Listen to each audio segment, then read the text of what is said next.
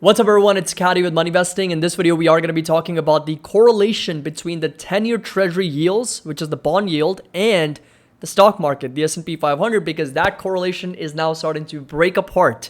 I talked about volatility and the markets yesterday in another one of my videos where the volatility is coming down to extremely low levels we haven't really seen in quite some time, and the markets continue to push higher, kind of approach that area of resistance, that bear camp that we've been talking about in our market updates. But this video, our focus is going to be that correlation between the 10-year yields and the S&P 500 and how they're not mirroring each other anymore. So hope you guys enjoyed this video, find it helpful. If you do, make sure that you drop a like, subscribe to the channel if you're just joining us for the first time. The link to our Discord and Patreon is going to be down below if you're interested in joining us. Get access to all the buy and sell alerts, options alerts, trade ideas, all the member benefits, including private videos, and there is a 16% annual discount also available till the end of this month. So let's just talk about the 10-year yields, and they have obviously pushed higher quite a bit from low 0.5% all the way up to over 3.6%.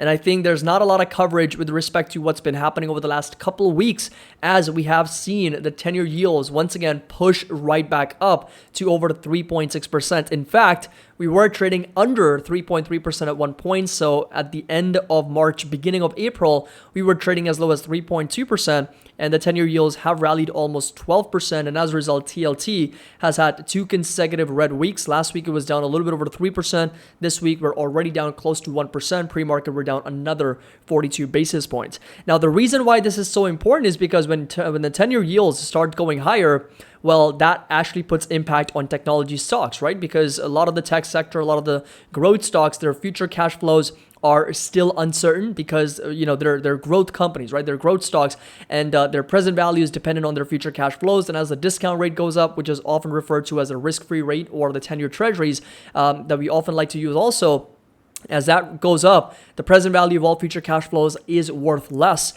And as we've already mentioned in our previous videos, as the 10-year yield goes up, technology stocks, growth stocks also do get affected and do, in other words, get hurt in that environment.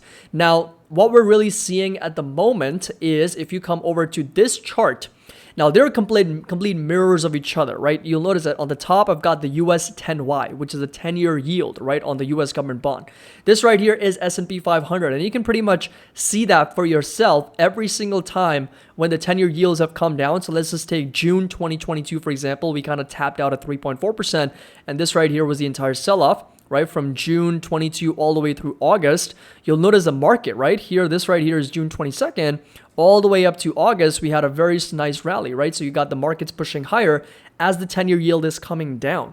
And same thing happens again when you got the 10-year yields pushing higher. This right here is the massive move in the 10-year yield, is going from August all the way to October, and we see the markets here selling off, right? This right here is the entire sell-off for the market as the 10-year yields are moving higher.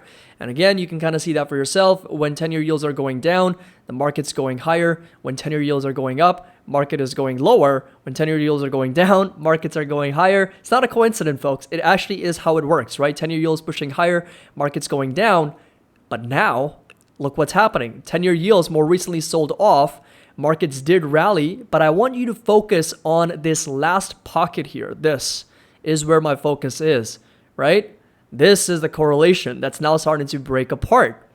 Now, what does that mean? That simply means the market's expectation of inflation is either going higher. The markets believe that inflation is going to be a little bit higher than normal, which we also learned from the 5-year expected Federal Reserve Bank of Cleveland. Their expected 5-year inflation expectations have obviously gone up, or they expect the economy to grow, or both. But the market does not seem to care. There is absolutely no F's given right now from the market, because that correlation is now starting to break apart, because you can see that literally in front of your eyes. Every time the 10-year yields have gone up, the markets have gone down, vice versa. They're mirrors of each other.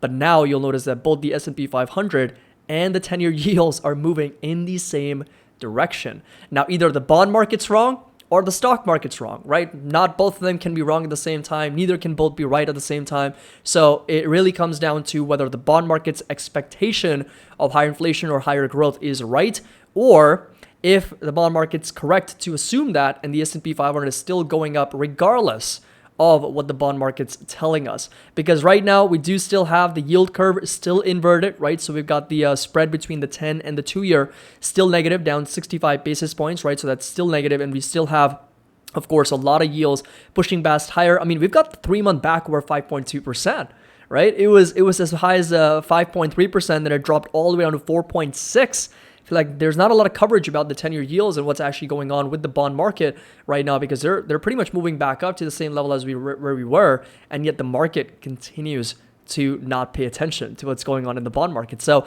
we do still have the spreads between the 10 and the 2-year still negative, down 65 basis points. Like I said earlier, that's again one of the steepest inversions we've seen in a very long time. And again, that's increasing the probability or the likelihood of a potential recession in the economy. And this would also be, of course, the most anticipated, most expected recession in the U.S. But the real focus needs to be on a couple things. Number one, volatility is still extremely low, although it is a little bit upbeat here. Pre-market up over 4% as of the time of this recording. So we're seeing a little bit of move back higher, and the correlation here, which I think is going to be very important for us to focus on, because the market's pushing higher even though the 10-year yields are moving up. So that's something to keep in mind. Let me know your thoughts down in the comment section below. Are you with the bond market or the stock market? Where do you belong? Which camp do you belong to? Let me know in the comment section down below. As always, if you enjoyed this video, found it helpful, make sure that you drop a like, subscribe to the channel, and link to our Discord and Patreon down below with a 16% annual discount available for you to join. Of course, take advantage of all the buy and sell alerts, option alerts, trade ideas. Everything is going to be included, with the private videos also included, and the private live streams, which we are going to be doing 2 to 3 times a week. As always, happy investing. I'll see you all in the next video.